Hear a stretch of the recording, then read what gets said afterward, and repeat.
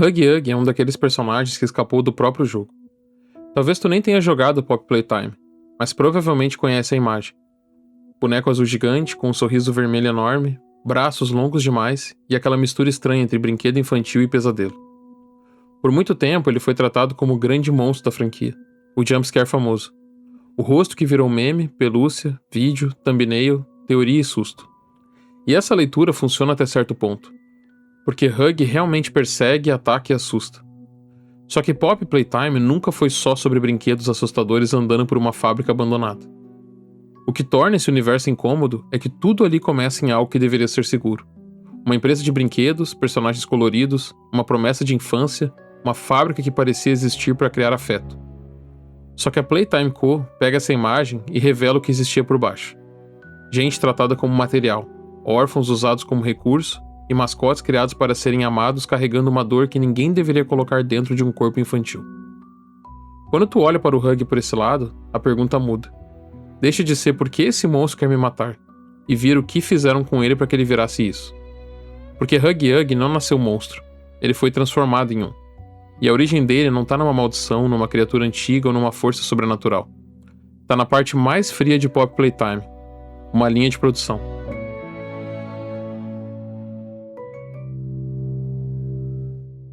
Antes de qualquer perseguição, antes de qualquer corredor escuro e antes de qualquer experimento, Huggy Wuggy era uma ideia muito simples. Ele não foi criado originalmente para parecer ameaçador. Foi criado para ser lembrado, amado e principalmente comprado. Dentro da lore, a Playtime Co. apresenta Huggy como um dos seus maiores sucessos. Uma pelúcia azul com um sorriso enorme, braços longos e uma proposta quase óbvia. Um boneco que abraça. Isso parece inocente, mas é justamente aí que Poppy Playtime começa a ficar desconfortável. Porque brinquedos não vendem apenas no material. Eles vendem no emocional. Vendem a sensação de que uma criança não está completamente sozinha. Um brinquedo pode marcar uma infância sem fazer nada grandioso. Ele só precisa estar ali, no quarto, na cama, no canto da prateleira, como uma coisa familiar num mundo que para uma criança ainda parece grande demais. A Playtime Co. entendia esse papel muito bem. A empresa sabia embalar companhia, nostalgia e segurança num personagem simples o bastante para ser reconhecido de longe. Huggy era perfeito para isso. O azul chamava atenção, o sorriso grudava na memória e o corpo inteiro dele parecia pensado para comunicar uma ideia antes de qualquer palavra. Confia.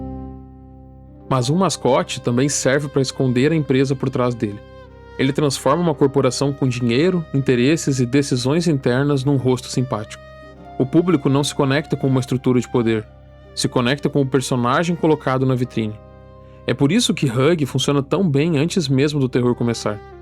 Ele é a Playtime Co., tentando parecer afetuosa, tentando fazer a fábrica ter um rosto infantil, tentando transformar uma marca em algo que uma criança poderia amar. O problema é que quando a história revela o que acontecia por trás dessa marca, a imagem do Huggy muda de sentido. Ele deixa de ser só um brinquedo antigo e passa a parecer uma propaganda de algo que a empresa nunca queria que ninguém enxergasse por completo. O terror dele não começa quando ele corre atrás do jogador. Começa no fato de que ele foi desenhado para ser confiável. Huggy assusta porque a gente entende exatamente o que ele deveria ter sido.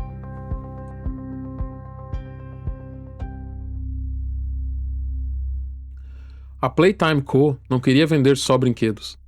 Em algum momento, vender a fantasia já não bastava. A empresa queria atravessar a fronteira entre imaginação e realidade.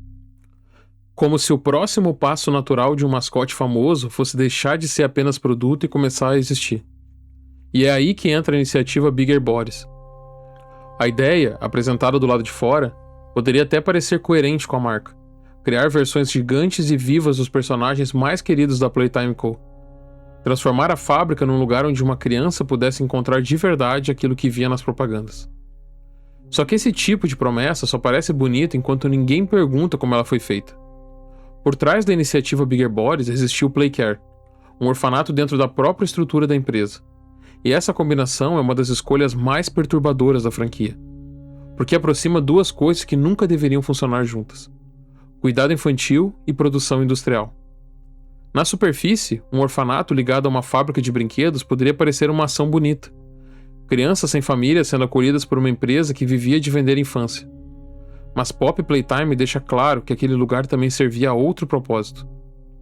O Playcare colocava crianças vulneráveis exatamente onde a empresa precisava que elas estivessem. Perto, dependentes, isoladas e sem alguém de fora acompanhando cada ausência. Essa é uma das partes mais cruéis da lore. A Playtime Co. não criou monstros do nada. Ela encontrou crianças que já tinham sido abandonadas pelo mundo e achou uma forma de abandoná-las de novo. Agora dentro de um sistema com relatórios, laboratórios e nomes técnicos. Huggy Wuggy dentro dessa leitura não começa como Huggy Wuggy. Antes do corpo azul, do sorriso vermelho e antes mesmo do número de experimento, existia um órfão sem nome. E o fato de ele não ter nome pesa. Não é só uma lacuna de informação, é parte da violência. Um nome obriga a história a reconhecer que havia alguém ali antes do personagem.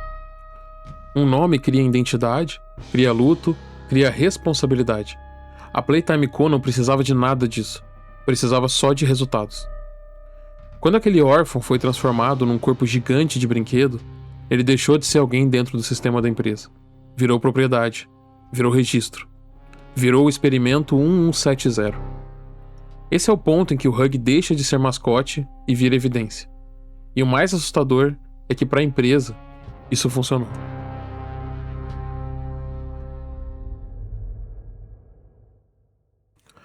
O experimento 1170 foi considerado um sucesso.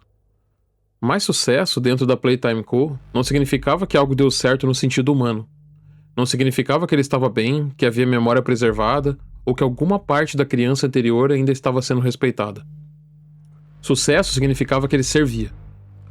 Huggy era forte, inteligente, obediente o bastante e útil para a fábrica. Para a empresa, isso era suficiente. A iniciativa Bigger Bodies não tentava apenas transformar corpos. Tentava transformar vida em função. A criança anterior não importava mais. O que importava era o personagem que a empresa precisava que existisse. É isso que torna o próprio nome, Huggy Wuggy, estranho quando tu pensa com calma. Ele não é apenas um nome fofo de brinquedo. É uma identidade corporativa colocada por cima de alguém que não escolheu nada. Um corpo novo, uma função nova, um sorriso novo e um nome que combinava melhor com propaganda do que com qualquer verdade sobre ele. Depois disso, Huggy foi colocado como parte da segurança da fábrica. E esse detalhe talvez seja mais perturbador do que se ele tivesse ficado trancado num laboratório secreto. Porque ele não ficou escondido. Ele ficou na entrada principal, como parte da recepção de visitantes, com o mesmo gesto que a empresa chamava de aceno de boas-vindas. A imagem é absurda quando tu entende o que existe por trás dela. Um corpo nascido de um experimento, com uma criança sendo usada para dar boas-vindas à fábrica que destruiu ela mesma. A Playtime Co. não escondia o horror. Ela estampava um sorriso nele para todo mundo ver. Quem entrava ali via marca, nostalgia, personagem, brincadeira. Mas por trás daquela pose, havia um ser preso dentro de uma função. Um órfão transformado em produto. E depois num tipo de funcionário que nem sabia que era um. Existe uma ironia amarga nisso. Huggy foi criado para abraçar, mas acaba protegendo a fábrica que fez dele uma prisão. Só que mesmo o experimento considerado bem-sucedido, começou a mostrar rachaduras. Depois da transformação, surgiram episódios de agressividade, reações violentas que a empresa não esperava ou não conseguia administrar do jeito que queria. Esse poderia ter sido o momento em que a Playtime Co. percebeu que havia algo profundamente errado em tratar um ser vivo como ferramenta. Mas a empresa nunca pareceu fazer essa pergunta. Ela não quer entender se existe medo, trauma, memória ou sofrimento por trás do comportamento. Ela quer impedir que o problema atrapalhe. E a solução foi criar outro experimento.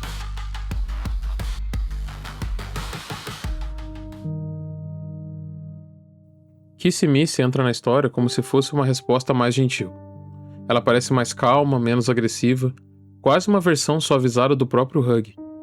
Mas dentro da lógica da Playtime Co., isso não faz dela uma companheira. Faz dela uma ferramenta mais refinada. Kiss-Miss é o experimento 1172, criada com uma função específica, acalmar o Huggy.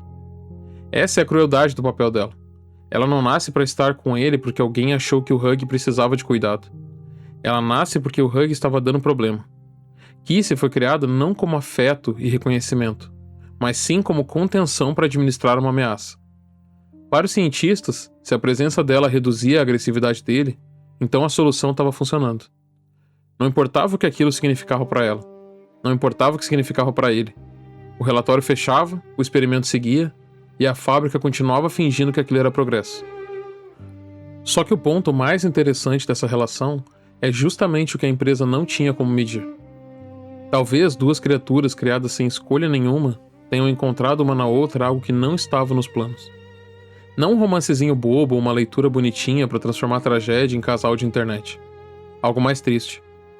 Os dois foram produtos da mesma violência. Receberam identidades impostas e existem dentro de corpos que a empresa desenhou antes de perguntar se alguém queria estar neles. Talvez Kissy conseguisse alcançar Hug não apenas porque foi feita para isso, mas porque carregava a mesma prisão em uma outra forma.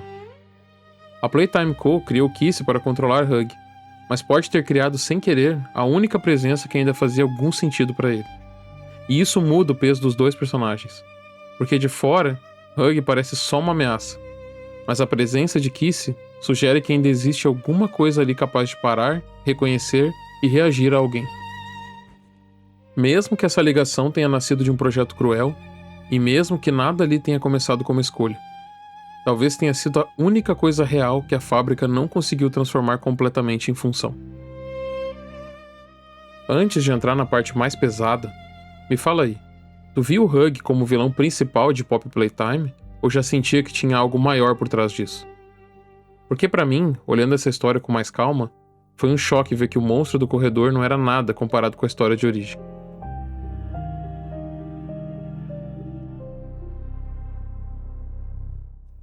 Quando a fábrica entra em colapso, Poppy Playtime apresenta um dos eventos mais importantes da lore, o Hour of Joy, o levante dos experimentos contra os funcionários da Playtime Co. Hug aparece entre as figuras centrais desse massacre, e a leitura mais imediata é a de vingança. E é difícil não entender por esse lado. Depois de tudo que a empresa fez, a ideia dos experimentos se voltando contra seus criadores parecia quase inevitável. Mas o Hour of Joy não é apresentado como uma libertação limpa. Não existe sensação simples de justiça ali. O evento tem uma violência bruta, descontrolada, e a presença de algo maior conduzindo aquela revolta. E é nesse ponto que o Prototype se torna essencial. O Prototype não funciona só como mais um monstro forte dentro da franquia. Ele parece entender a fábrica como sistema. Ele observa, manipula e usa as outras criaturas como peças de um plano maior. Dentro dessa lógica, Hug parece ser usado mais uma vez. Essa talvez seja a repetição mais cruel da história dele. A empresa usou Hug como mascote, como experimento e como segurança. Quando a fábrica finalmente desmorona, ele não parece encontrar liberdade de verdade. Parece cair dentro de uma outra lógica de controle, agora ligada ao Prototype. A tragédia não é só o que fizeram com ele uma vez. É o fato de que a cada nova fase, alguém encontra uma forma diferente de usar o que restou dele. Isso não apaga o perigo de Hug. E eu acho importante não transformar ele numa vítima inocente de um jeito fácil demais. Ele é perigoso, persegue e mata. Mas uma ameaça não precisa ser um vilão puro para ser assustador. Às vezes o que assusta é perceber que aquela violência foi construída. Que ela não saiu do nada. Que antes de Hug virar perigo para outras pessoas, alguém já tinha transformado ele em consequência. Ele é vítima e ameaça ao mesmo tempo. E essa combinação é muito mais incômoda do que um monstro simples. Porque um monstro simples você derrota e esquece. Uma consequência aponta de volta para quem criou o problema. Talvez por isso Hug funcione tão bem como o primeiro grande rosto da franquia. Ele resume Poppy Playtime numa imagem fácil de entender e difícil de engolir. Um brinquedo infantil com uma tragédia humana presa por dentro. Mas o Chapter 5 faz algo diferente. Ele não usa Hug só como susto. Ele tenta olhar para a origem da ferida.